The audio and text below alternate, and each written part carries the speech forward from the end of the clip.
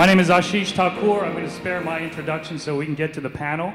In the spirit of innovation, I wanted to try something new. So I'm going to call this segment, What the Heck Will Ashish Do or Say Tonight? So my promise to you, the audience, is I'm going to keep this intro to 6 minutes so we can get to the panel. So if I can get everyone to take out their phone, please take out your phone.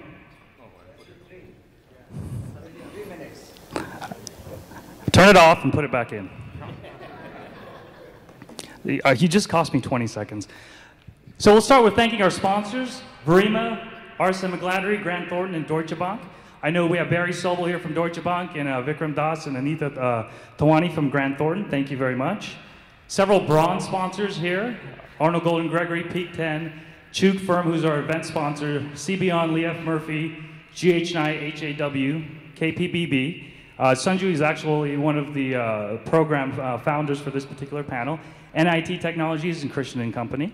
And our event sponsor is the Chug to go. And I'll hand it over to our panel moderator, Suhas Apte. Thank you. Well, good evening, everybody.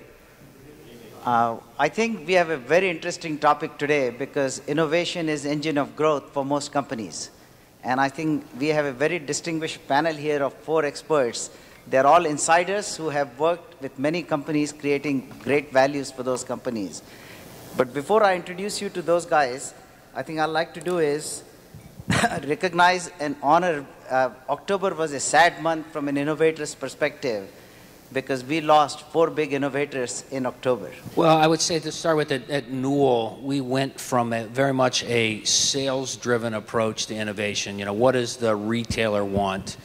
To trying to put in a disciplined consumer approach to innovation. We call it consumer-driven innovation with a very classic but important stage gating system where we put, real checkoff points. One of the companies we acquired about 10 years ago was Rubbermaid, and the former CEO of Rubbermaid said, our strategy is to introduce 1 product every day.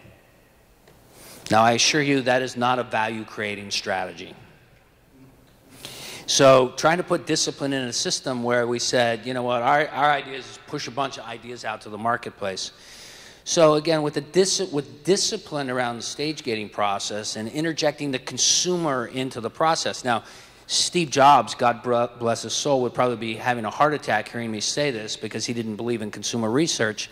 But we, in fact, have a different approach on how we run innovation at Newell, which is we do need singles and doubles. We don't only swing for the fences, and that's very, very much a contrast to a company like Apple. And so one of the things I would say is you need to know what your strategy is.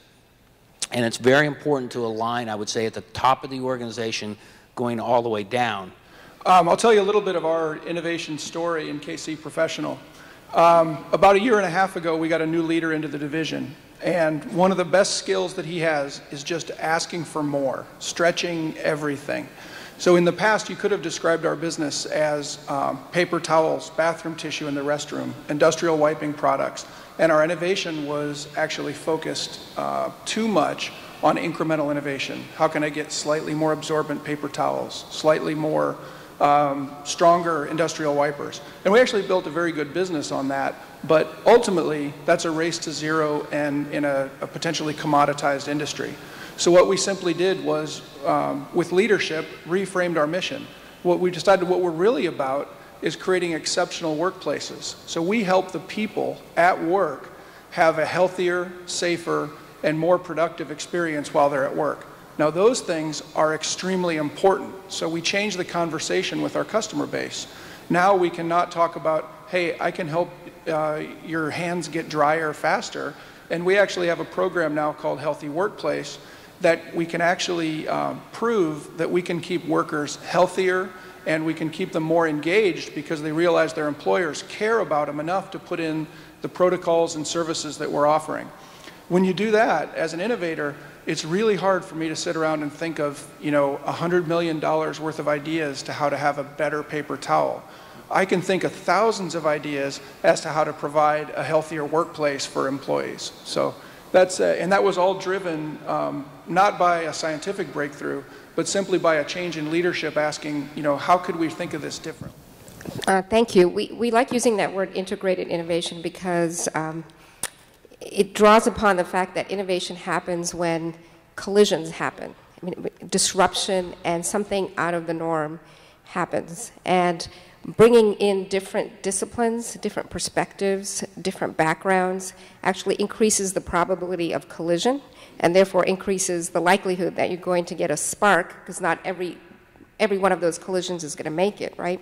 But that you're going to have a spark that will actually be a high impact innovation. So at Georgia Tech, where we are as a university, 20,000 geeks and many, many individual entrepreneurs, whether you're a faculty member or you're a PhD student or you're a researcher, it's all about motivating the individual, frankly. So how do you get an umbrella effort that drives innovation that actually benefits many constituents?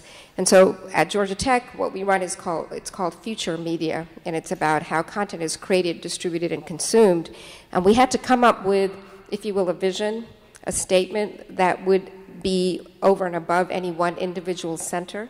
And so why these 20 or so centers, while they all do different things, someone does gaming, someone does policy, somebody does College of Architecture, computing, database engineering, all different facts, but what they have in common is that the world is changing in terms of how we communicate, and we're all consuming way too much information, so how do we simplify that? So really having a vision that transcends all of these groups and invites these collisions is what we found to be really where the exciting things happen. It's a fascinating thing, when you work for big companies and you find yourself at a situation where Wall Street is saying, is this company going to grow anymore? You find your stock price falling down really low, in the low 30s at the Coca-Cola company. There were rumors around the time that I started working for Jay back then, by which time I'd already spent 12 or 13 years launching new brands for Coke and P&G before that. And you think to yourself, well, what's going to get us out of this? You can't launch another Diet Coke version and hope to grow that stock price. And around that time, I started thinking, who does transformational innovation? What can you do that's dramatically different? Why did we not see the opportunity to launch something like Gatorade? Why did we not see the opportunity to launch something like Red Bull? Pepsi bought Gatorade ultimately for $15 billion. Did they not have the R&D or the intelligence or the marketing or the consumer research or the stage gate process to identify that opportunity that a college professor found? They obviously did, but something stopped them from either seeing that opportunity or being able to capture that opportunity. So in that research, trying to find a way to be able to think like that, I started studying what I call iconic brands, or really transformative brands. So I started questioning our internal processes at Coca-Cola, which were all driven by stage gates and a lot of discipline. But they would tell you, okay, I want you to go and launch a juice, and I want you to go launch a tea. But by doing that, they were already significantly limiting your ability to see an opportunity. So to Mike's point, the idea is not to improve a paper towel. The idea is to improve health in the office. That opens the doors a lot. But it's much easier to do when you don't have the mental model of trying to find out how to make your P&L work for paper towel. Well, I have a great example to pick up on something that you just said earlier, which is when I moved from Japan to Atlanta, when Doug Daff was named the chairman of Coca-Cola, we were working on the Gatorade acquisition. So instead of Pepsi owning it, Coke was going to own it. In fact, Doug and Smithburg had their pictures taken together. And I really appreciate you guys sharing your personal insights, your success stories, your challenges. Hopefully, the audience and all of us, we learned something from you. Thank you again.